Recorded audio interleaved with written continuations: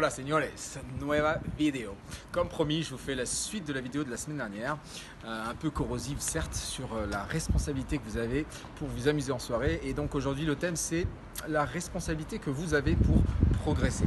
Pourquoi, si je dois poser cette question comme ça, pourquoi en début d'année par exemple je vois que des élèves à un niveau équivalent à la fin de l'année ou à la fin du cours ont mieux percuté que d'autres, hein, je parle bien de gens, pas de gens surdoués, hein.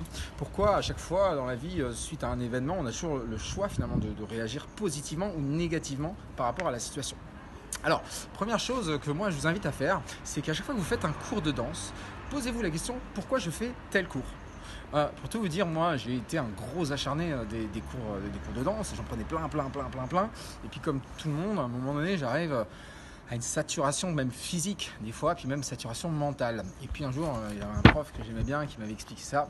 Il m'avait dit écoute, un cours, si tu sais pas pourquoi tu le prends pas.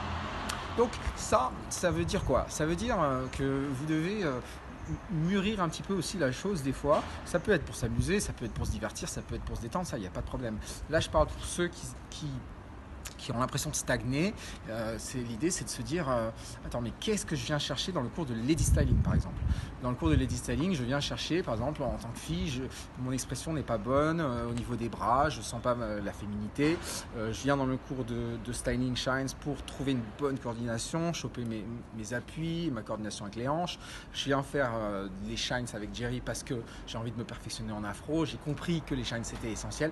Je viens pour les tours pour avoir un bon cadre, pour savoir tourner, pour pas tomber, etc. Mais c'est intéressant de savoir pourquoi. Voyez. Donc ensuite, une autre chose qui est très importante pour bien progresser en cours, c'est de se poser sans arrêt plein de questions. Et donc, la première chose, c'est de se remettre en question en se posant justement les bonnes questions. Premièrement, vous pouvez vous dire à chaque fois, est-ce que ce que je fais, ça ressemble à quelque chose? Est-ce que ça ressemble à ce que le prof propose?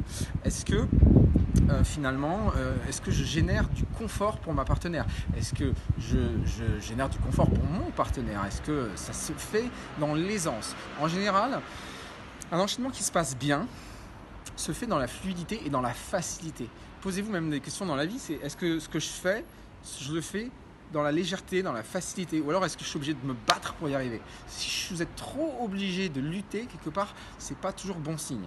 Bien sûr qu'on fait les choses en conscience, une passe compliquée, on la fait en conscience, on la fait pas les yeux fermés, mais ça doit être fait dans de la fluidité. On ne doit pas avoir deux personnes qui luttent. Ensuite, il y a mon sujet préféré, c'est les gens qui rejettent la faute sur l'autre. Alors ça, je crois que c'est mon sujet favori.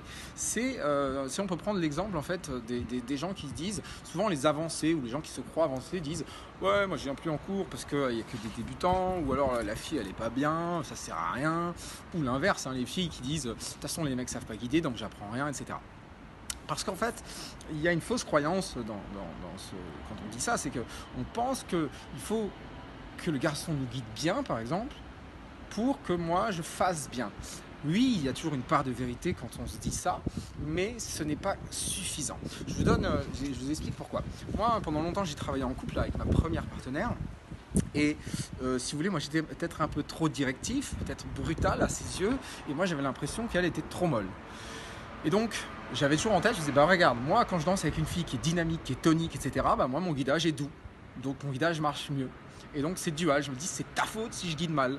Et elle se disait, mais non, parce que moi j'ai des gars avec qui ça se passe bien. Limite, elle me faisait passer le message qu'avec d'autres gars, elle était plus tonique. Vous voyez, donc il y a une dualité qui est très forte. En fait, ce qu'il faut se dire, c'est que c'est pas parce que l'autre, donc le partenaire ou la partenaire, va être meilleur que votre défaut va se corriger. En réalité, votre défaut, vous allez le garder. D'accord? C'est juste qu'il va être plus ou moins compensé par les qualités de l'autre. D'accord? Et ça, c'est très important de piger ça pour progresser dans un cours. Parce que d'ailleurs, vous le voyez quand vous changez de partenaire tout le long, vous voyez bien que avec certaines ça marche, avec d'autres ça marche pas, etc. Mais c'est pas pour ça que vous êtes meilleur. Vous vous sentez meilleur. Mais est-ce que vous êtes vraiment meilleur? Donc une des questions à se poser, les amis, c'est en permanence, qu'est-ce que je peux faire pour améliorer mon guidage? Qu'est-ce que je peux faire pour améliorer le confort de l'autre? Pourquoi pas poser la question, hein? Moi, c'est vraiment quelque chose dont j'ai pris l'habitude, que ce soit avec une danseuse pro, mais même avec une fille qui a moins de connaissances, d'expérience. Je pose toujours la question de savoir si ça génère du confort quand je tente quelque chose de nouveau. Voilà. Bon, écoutez, je crois qu'on a pas mal parlé du sujet. On a fait les 5 minutes, il fait très froid, il commence à faire nuit. Il va falloir trouver un autre endroit pour faire les vidéos du lundi. Mesdames et messieurs, je vous donne rendez-vous bien sûr ce soir pour les cours, bien sûr mercredi pour la soirée et bien sûr déguisé et bien sûr pour l'événement avec Anita lundi prochain, tant pour les filles que pour les garçons.